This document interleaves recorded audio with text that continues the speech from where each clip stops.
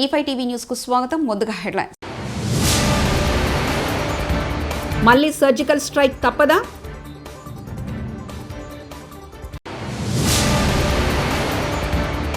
పహల్గాం ఉగ్రదాడిలో మరణించిన వారి ఆత్మకు శాంతి చేకూరాలని మౌనం పాటించిన కేటీఆర్.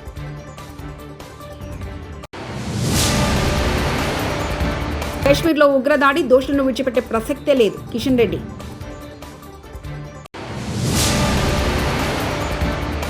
టీడీపీ నేత వీరయ్య చౌదరి భౌతిక కాయానికి సీఎం చంద్రబాబు నాయుడు నివాళులు. పహల్గాంపై ఉగ్రమూకల దాడి నేపథ్యంలో భారత్ ప్రతీకార చర్యలు దిగుతుందనే సందేహం పొరుగు దేశమైన పాక్లో వ్యర్థమవుతుంది.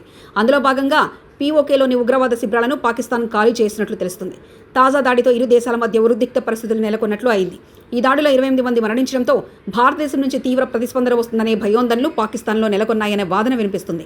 అందులో భాగంగా పాక్ ఆక్రమిత కాశ్మీర్ పీఓకేలో ఉగ్రవాద శిక్షణా శిబిరాలను వెంటనే ఖాళీ చేయాలని పాక్ ఆదేశించినట్లు పలు నివేదికలు స్పష్టం చేశాయి. నియంత్రణ రేఖ ఎల్ఓసి చుట్టూ హై అలర్ట్ జారీ చేయడంతో పాటు పాకిస్తాన్ సైనిక నిఘా సంస్థల సీనియర్ అధికారులు నిరంతరం సమావేశాలు నిర్వహిస్తున్నారని సమాచారం. పహల్గాం ఉగ్రదాడిలో మరణించిన తన భర్త లెఫ్టినెంట్ వినయ్ నర్వాల్కు చివరి వీడ్కోలు పలికిన భార్య హిమాన్షి 6 రోజుల క్రితం ఏప్రిల్ 16న పెళ్లి చేసుకుని హనీమూన్ కోసం పహల్గాం వచ్చిన వినయ్ నర్వాల్ జంట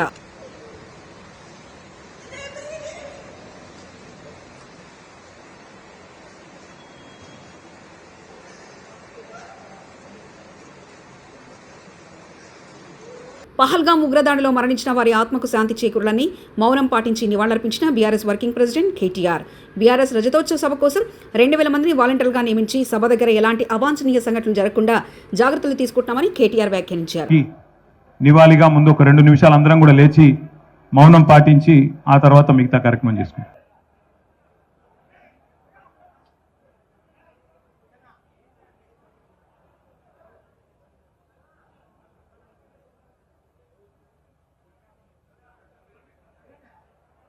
జమ్మూ కాశ్మీర్లోని పహల్గాంలో ఉగ్రదాడిని కేంద్ర మంత్రి కిషన్ రెడ్డి ఖండించారు. పాకిస్తాన్ అసమర్థ నాయకత్వానికి ఈ సంఘటన పరాకాష్టాన్ని ధ్వజమెత్తారు.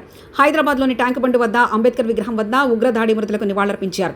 నల్ల దుస్తులు ధరించి జాతీయ జెండాలతో నిరసన వ్యక్తం చేశారు. భారత్ను దెబ్బతీయాలని పాక్ చూస్తే మూల్యం చెల్లించుకుంటలేనని హెచ్చరించారు. బాధిత కుటుంబాలను ఆదుకుంటామని కిషన్ రెడ్డి దోషులను విడిచిపెట్టే ప్రసక్తే లేదని అన్నారు. పాకిస్తాన్ గత అనేక రోజులుగా తమ దేశంలో జరుగుతున్నటువంటి అంతర్గత వ్యవహారాలను సరిదిద్దుకోనేటువంటి అసమర్థమైనటువంటి నాయకత్వము. మరి ఈరోజు భారతదేశంలో 370 ఆర్టికల్ తొలగించిన తర్వాత జమ్మూ కాశ్మీర్లో ఎన్నో రకాల అభివృద్ధి జరుగుతూ ఉంది. 30 సంవత్సరాల తర్వాత ఈరోజు పర్యాటకులు కూడా వెళ్ళే విధంగా అక్కడ మంచి వాతావరణం ఏర్పడింది. ఉద్యోగ అవకాశాలు మెరుగుపడతా ఉన్నాయి. అన్ని రకాలుగా జనజీవనం సంతోషంగా ఉన్నటువంటి ఈ నేపథ్యంలో మళ్ళీ ఈరోజు పాకిస్తాన్ జమ్మూ కాశ్మీర్లో నిప్పులు పోసే విధంగా అమాయకులైనటువంటి పర్యాటకులను ఈరోజు విచక్షణారహితంగా కాల్చి చంపడం ఏదైతున్నదో ఈరోజు మేము పూర్తిగా ఖండిస్తూ ఉన్నాము. ఈ రకమైనటువంటి ఉగ్రవాద చర్యల ద్వారా పాకిస్తాన్ భారతదేశాన్ని భయపెట్టాలనుకుంటే.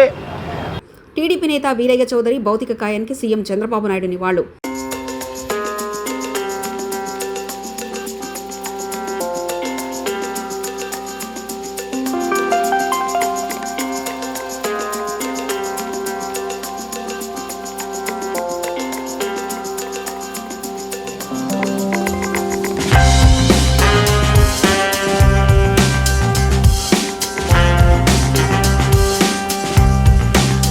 జగన్ తరిమేసిన కంపెనీలను మళ్లీ విశాఖ కూటమి ప్రభుత్వం తీసుకొని వస్తుంటే అవినీతి పత్రికలో ఫేక్ ప్రచారం చేస్తూ విశాఖపై పగ తీర్చుకుంటున్నారు.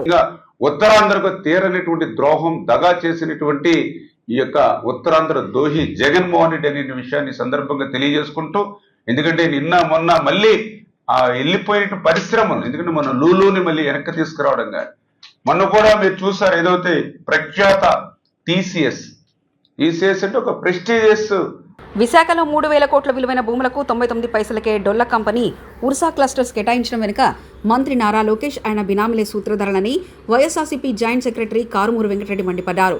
తాడేపల్లిలోని ఆ పార్టీ కేంద్ర కార్యాలయంలో మీడియాతో మాట్లాడుతూ మంత్రి నారా లోకేష్ తన సన్నిహితుడు కిలార్ రాజేష్ ద్వారా పెద్ద సంఖ్యలో డొల్ల కంపెనీలను సృష్టించి వాటికి ప్రభుత్వం ద్వారా కౌరు చక్కగా విలువైన భూములు కట్టబెడుతున్నారని ఆగ్రహం వ్యక్తం చేశారు. సంపద సృష్టిస్తానని చెప్తున్న చంద్రబాబు ప్రజల సంపదను దోచుకుంటున్నారని ధ్వజమెత్తారు. కోవిడ్ తర్వాత 2022లో ఏదైతే ఇదే తాడేపల్లి ఇక్కడికే వచ్చి ఏదైతే టీసీఎస్కి సంబంధించినటువంటి చంద్రశేఖర్ గారు వచ్చి జగన్మోహన్ రెడ్డి గారి ప్రభుత్వంతో సంప్రదింపులు జరిపెళ్లారు. దానికి సంబంధించినటువంటి గ్రౌండ్ అంతా ప్రిపేర్ అయ్యింది. సో తర్వాత మేము అధికారంలో నుంచి దిగిపోయాం. సో ఇప్పుడు వాళ్ళు టీసీఎస్కి ల్యాండ్ కేటాయించారనేది నిన్న అఫీషియల్గా ఒక జీవోని రాష్ట్ర ప్రభుత్వం రిలీజ్ చేసింది. ఎంత దారుణం ఇది కూడా. ఎందుకంటే ఇప్పుడు ఇది గవర్నమెంట్ అఫీషియల్ జీవో 21/4/2025 గవర్నమెంట్ అఫీషియల్గా టీసీఎస్కి భూములు కేటాయిస్తూ ఇచ్చినటువంటి జీవో. ఈ జీవో కాపీలో 2వ పేజీలో మీరు చూస్తే 8 సీరియల్ నెంబర్ 8లో the government after careful examination of the proposal and keeping in view the recommendations of the state investment promotion board SIPB శాంతి భద్రతల పరిరక్షణ చర్యల్లో భాగంగా సంఘ వ్యతిరేక శక్తులు, అసాంఘిక కార్యకలాపాలకు పాల్పడే వ్యక్తులు, సామాన్య ప్రజానికాన్ని ఇబ్బందులకు గురి చేసే వారిని గుర్తించే దిశగా ప్రజలకు మేమున్నామనే భరోసా ఇచ్చేందుకు నగర పోలీస్ కమిషనర్ SV రాజశేఖర్ బాబు IPS ఆదేశాల మేరకు incharge DCP Shri G గున్నం Ramakrishna, పశ్చిమ ACP శ్రీ K దుర్గారావు, పశ్చిమ జోన్ ఇన్స్పెక్టర్లు శ్రీ చిన్నకొండలరావు, శ్రీ గురుప్రకాష్, శ్రీ చంద్రశేఖర్, శ్రీ ఉమామహేశ్వరరావు, శ్రీ కృష్ణమోహన్ గారు, శ్రీ లక్ష్మీనారాయణ వారి సిబ్బందితో మొత్తం 103 మంది అధికారులు మరియు సిబ్బందితో కలిసి ఎన్టీఆర్ జిల్లా పోలీస్ కమిషనరేట్లోని పశ్చిమ డివిజన్ 2 టౌన్ పోలీస్ స్టేషన్ పరిధిలో వైఎస్ఆర్ కాలనీ పరిసర ప్రాంతాల్లో ఈరోజు తెల్లవారుజామున 5 గంటల నుంచి 8 గంటల వరకు కాటన్ సెర్చ్ నిర్వహించడం జరిగింది.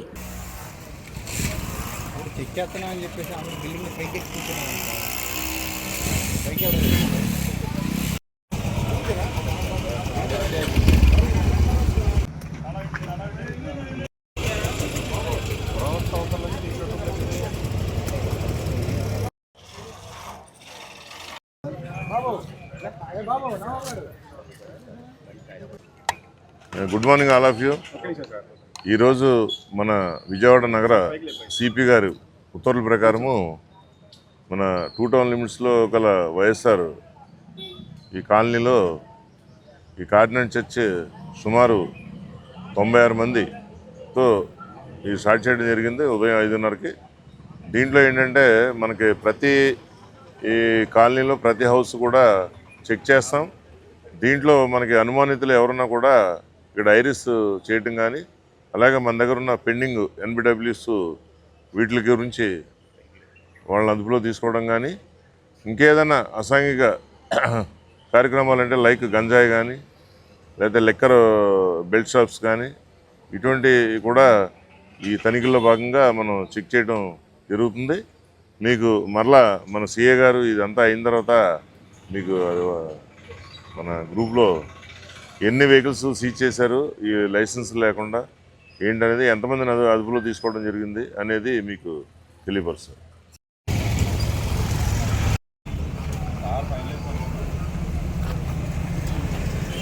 ఈరోజు గౌరవ సిపి గారి ఉత్తర్వుల మేరకు విజయవాడ 2 టౌన్ పోలీస్ స్టేషన్ పరిధిలో ఉన్న జకంపూడి వైఎస్ఆర్ కాలనీలో సుమారు 100 మంది పోలీస్ సిబ్బంది మరియు అధికారులతోటి ACP వెస్ట్ గారు, ADCP వెస్ట్ జోన్ గారి ఆధ్వర్యంలో 100 మంది సిబ్బందితోటి కార్డన్ సెర్చ్ కార్యక్రమం చేయడం జరిగింది.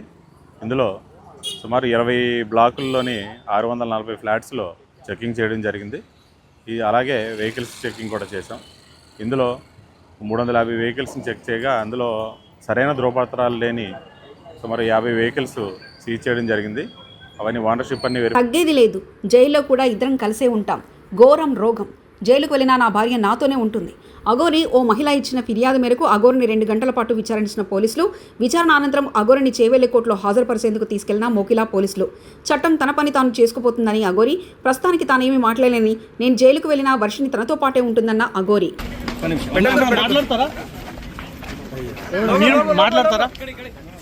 కేసు కోర్టులో ఉంది. చట్టం తన పని తాను చేసుకొని పోతుంది. నేను పోలీసు వాళ్ళకి సహకరిస్తున్నాను, కోర్టుకు సహకరిస్తున్నాను. ఇప్పుడు మీతో పాటు ఉన్న అమ్మాయి ఎక్కడ ఉంది? మీతో పాటు భార్య నాతోనే ఉంటది.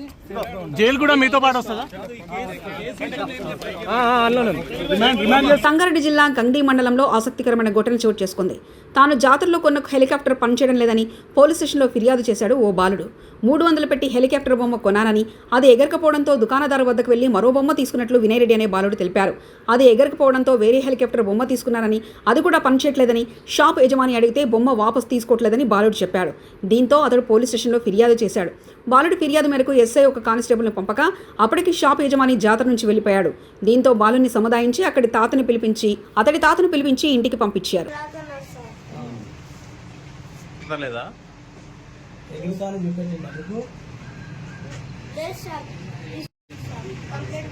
ఏం కంప్లీట్ ఇస్తావు? ఎవరి మీద కంప్లీట్ ఇస్తావు? షాపుల మీద కంప్లీట్ ఏం చేస్తున్నావు?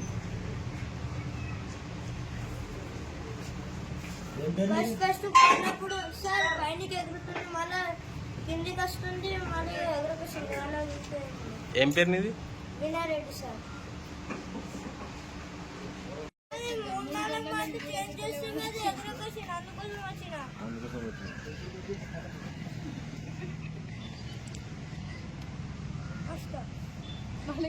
లింగాలగనపూర్ మండలం తహసీల్దార్ కార్యాలయంలో భూభారతి సదస్సు. జనగామ జిల్లా లింగాలగనపూర్ మండల తహసీల్దార్ కార్యాలయంలో భూభారతి ఆర్ఓఆర్ చట్టంపై రైతులకు అవగాహన సదస్సు నిర్వహించారు. ఈ కార్యక్రమాన్ని స్టేషన్ గన్పూర్ శాసనసభ్యులు కడియం శ్రీహరి, జిల్లా కలెక్టర్ రిజ్వాన్ బాషా షేక్, అదనపు కలెక్టర్ రోహిత్ సింగ్లు ప్రారంభించారు.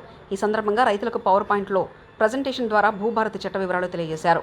సదస్సులో మాట్లాడిన ఎమ్మెల్యే కడియం శ్రీహరి, ధరణి కంటే భూభారతి చట్టం మెరుగైందని, గతంలో సాదా బైనామా దరఖాస్తులకు పరిష్కారం రాకపోయినా ఇప్పుడు ఈ చట్టం ద్వారా న్యాయం జరుగుతుందని పేర్కొన్నారు.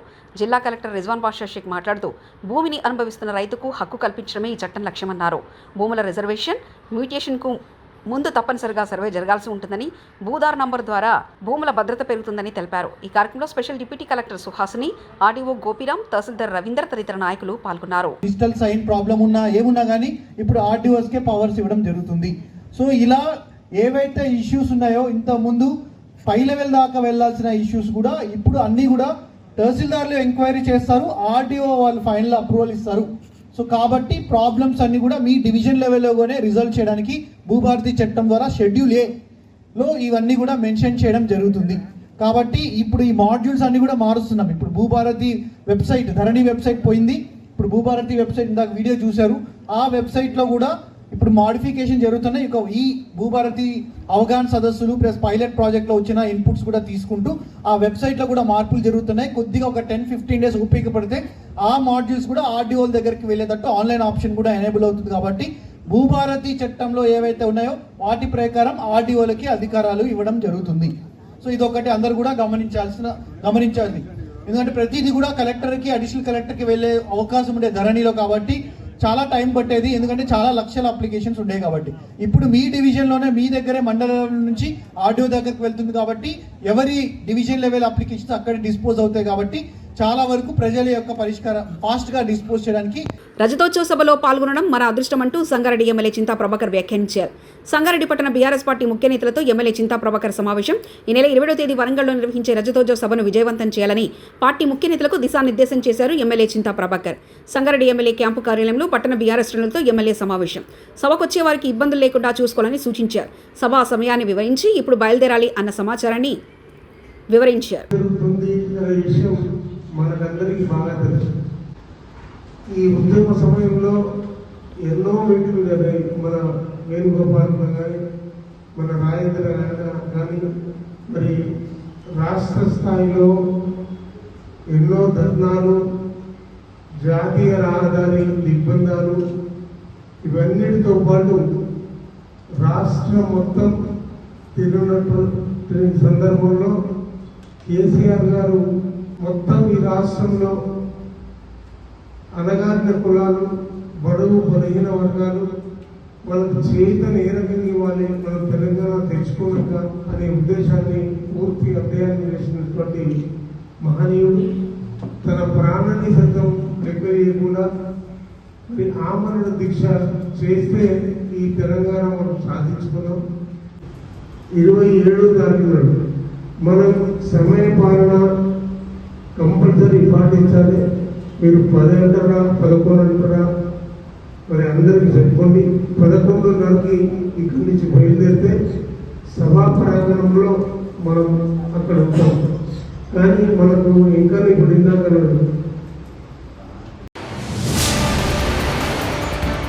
మళ్ళీ సర్జికల్ స్ట్రైక్ తప్పదా?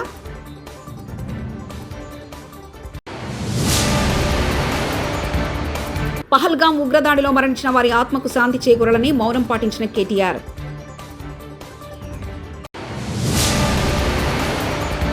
కాశ్మీర్లో ఉగ్రదాడి దోషులను విడిచిపెట్టే ప్రసక్తే లేదు కిషన్ రెడ్డి.